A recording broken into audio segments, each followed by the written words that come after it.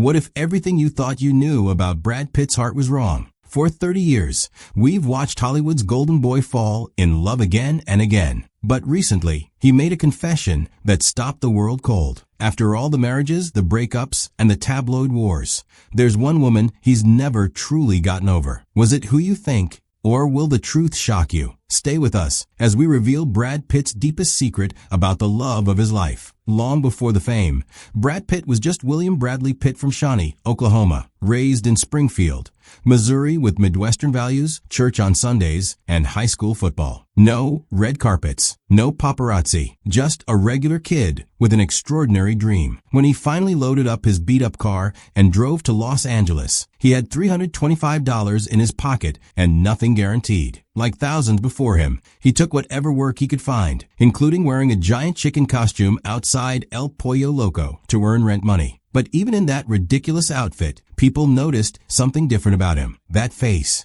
that charm, that undeniable magnetism. And the women? They noticed too. His first serious relationship came in 1986 with British singer Sunita, who was already riding high on the UK charts. For 2 years, they were together, long before anyone knew Brad's name. She'd later describe him as sweet, affectionate, and impossibly beautiful. But when she saw him explode onto the screen in Thelma and Louise, regret hit hard. "Oh my God, what have I done?" she admitted years later. Then came actress Jill Scullin during the 1989 horror film Cutting Class. Brief but intense. Next was voice actress E.G. Daly, who saw something others missed, not just his looks, but his hunger. "He had this deep-souled intensity," she recalled. "I knew he was destined for something massive, but nothing prepared Hollywood for what came next." In 1989, Brad found himself in the middle of his first major scandal. He was romantically linked to actress Robin Givens, who was still married to boxing legend Mike Tyson. Tyson himself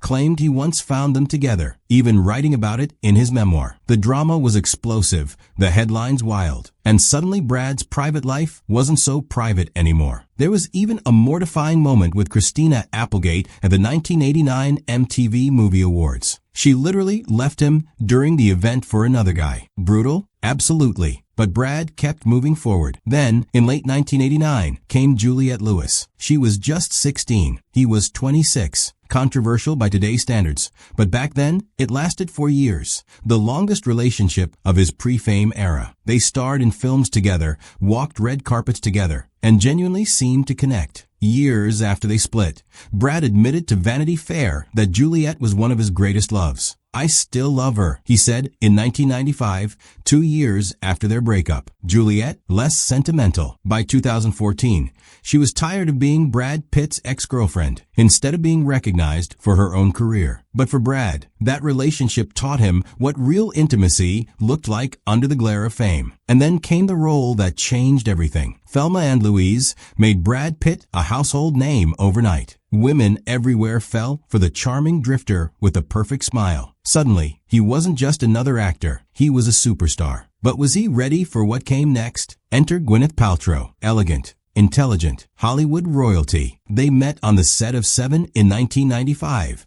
and the chemistry was instant. On screen, she played his wife. Off-screen, she became his fiancée. At the 1996 Golden Globes, Brad called her his angel and the love of my life in front of millions. Fans melted. This was it. Brad Pitt had found his forever. He proposed in Argentina on a balcony under the stars. She said yes. Wedding plans dominated entertainment news. But in June 1997, Gwyneth pulled the plug. She was only 24 and admitted years later she wasn't ready for the commitment. Her father was heartbroken. He adored Brad. The engagement ended, but something important remained: mutual respect. They'd experienced real, transformative love. And when it ended, both carried that with them. But heartbreak has a way of opening new doors. And Brad's next relationship would define an entire era. Jennifer Aniston, Rachel Green, America's sweetheart. When she and Brad got together in 1998, it felt like destiny. He was the movie star. She was the TV queen. Together, unstoppable. Their first date was easy and effortless. Jennifer's words. By September 1999, they walked the Emmy red carpet together, and the world collectively lost its mind. This wasn't just a relationship.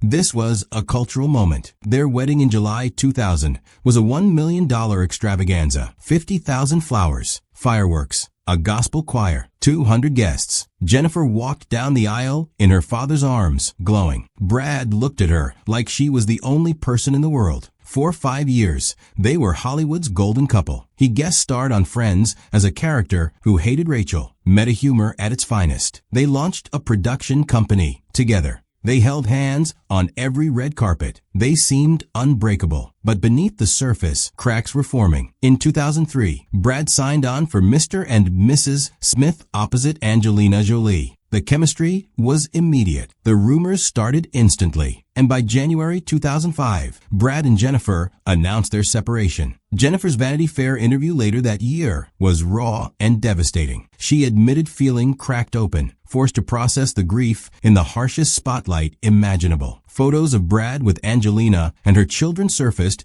almost immediately after the split. It was brutal, public, inescapable. The divorce that followed wasn't just the end of a marriage. It was the death of an ideal. Fans weren't just heartbroken for Jennifer. They were heartbroken for what Brad and Jennifer represented, the possibility of lasting love in Hollywood. And yet, here's what most people don't know. Even after everything, Brad and Jennifer stayed connected. In 2007, he told V magazine, "Jen and I still maintain a deep friendship." In 2006, Jennifer admitted, "I love Brad. I will love him for the rest of my life." Fast forward to 2019. Brad showed up at Jennifer's 50th birthday party. Then at the 2020 SAG Awards, they shared a warm embrace backstage that went instantly viral. Later that year, they did a flirty virtual table read together for charity, and their chemistry was electric. Fans never stopped rooting for them. And now, after years of reflection, sobriety, and therapy, Brad has finally admitted what everyone suspected. Jennifer Aniston was the one.